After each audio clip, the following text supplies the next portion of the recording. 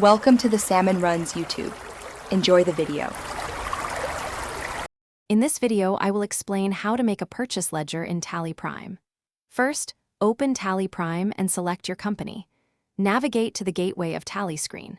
From there, we'll begin the process of creating the necessary ledger accounts.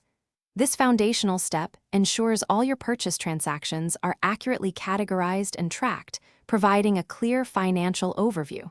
We'll cover each step in detail, making it easy to follow along. Now, let's create the actual ledger accounts. Go to Create from the Gateway of Tally, then select Ledger. Name your primary purchase ledger purchase account and place it under the Purchase Accounts group. Next, create individual ledgers for each of your suppliers, grouping them under Sundry Creditors.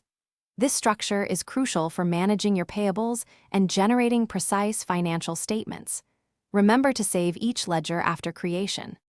With your ledgers ready, it's time to record purchase entries. From the Gateway of Tally, go to Vouchers and select F9 Purchase. Choose your supplier's ledger and then the purchase account. Enter the invoice number and date.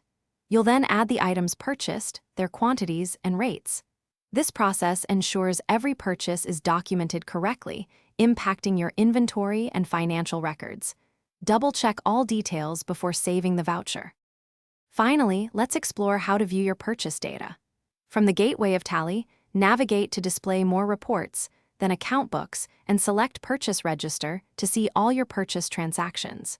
You can also check outstanding payables under Statements of Accounts to manage supplier payments effectively. These reports are vital for financial analysis and decision-making. For more great deals and to make meal prep easy with leak-proof containers, check the link in the description below, along with other helpful resources. Thanks for watching. Consider subscribing if we helped you.